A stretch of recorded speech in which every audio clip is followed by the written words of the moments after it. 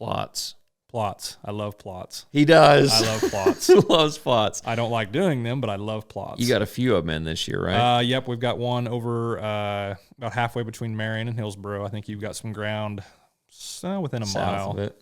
And we've got our usual in Strong City, which is both of these are direct research plots.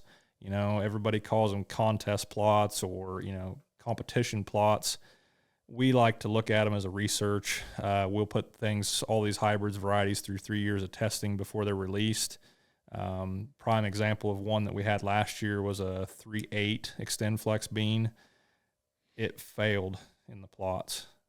Kicked it out. You know, it caught me off guard. Didn't it do too good for 2 years? 2 extremely good years. We thought it was going to be the next big thing. And then the third year, it had a failure. Just fell on his face. And it's like, wait a minute here. Let's not put this out there because if it fails in year 3, who's to say it's not going to fail in year 4 for these farmers? Yeah. So the worst thing for a seed company is to get a hybrid or variety that works well in plots and then send it out to the farm and it drops on its face.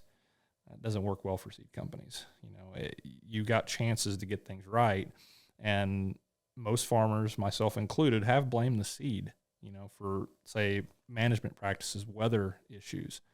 So, you always blame the seed first. Yeah, that's the first thing they go to. Farmers fall back. Yeah, and you know, I'm guilty myself of doing that before I've dived into the back side of things. You know, there's a lot more to it than just the seed, you know, and that's something I hope guys kind of take a break or take a step back and think, okay, what else contributed to my failure this year? You know, last year we burn up. We did everything we could possibly do to push our crops. And it was quite the humbling experience to see 3 on the yield monitor for soybeans, 3 bushel to the acre. You know, yeah, I don't want to get into, you know, what, not necessarily the money, because it was. There were fields we didn't cut. I know it. We just drilled wheat straight into it. Yeah. And I've never seen something like that. No, I don't. That's first time for me. Yeah. That we just flat didn't cut a crop. Very humbling experience. You know, we had a corn crop. Yeah. Beans. Yeah. I don't know how many acres we didn't harvest. I know we didn't harvest any double crops. No. You know, we had several hundred acres of double crops. We just walked on by. Yeah. It's just, I know that's the first thing guys blame is the seed, but that's the thing. We're trying to research back to these plots and see what kind of weather conditions they can handle. You know, so these corn plots in the Strong City now, for this is the 3rd year, I think we've had pretty decent corn crops these last 3 years. Mm-hmm. Have we had a complete and utter failure? Wouldn't say that. No, last utter failure was 18, wasn't it? Yep. Yeah. But, you know, we're looking at like hybrids like 6015 that came out here in the last couple of years. That was one that was put out in the first year of research in 2018. So, you know, we're seeing that. We've got 1 year of drought, you know, statistics on it. And then last year we saw it down in Chanute. We've got research plots down in Chanute, and it was supposed to be a top yielder, go-getter, don't plant on any high upland ground. It's bottom ground only. Don't try to put this into stress areas.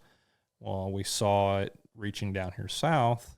It's like, hey, we stumbled on something here. And that's what I love about these corn hybrids. We've stumbled on so many surprises. Yeah. It's like, man, this is all right. Like 8824. 8824 in Marion County. That was a complete surprise for me. That ran neck and neck with DeKalb 6595. I think that's what 6595 right there. I hated you, me, or our crop scout. We both have the same crop scout. Yeah. And he'll flat tell you whether it's not there or not. You know, it was. I mean, I cut it. I wanted to know because that is 6595 is a darn good hybrid. Yep. And I had 3 bags sitting on the back of the planter, and I ran out. And I was like, and I kind of had this in the back of my mind that I think I told you, Josh, I don't like that. He didn't want me to do it. No, he didn't want me to. I said, dude, it's 3 acres, or I think I was 3 or 4 acres. Yeah. And anyway, threw a bag. It was a bag and a half, and rolled. And he's like, "Don't do it, man. Don't do it." I was like, "I'm doing it. I just want to know." Yeah.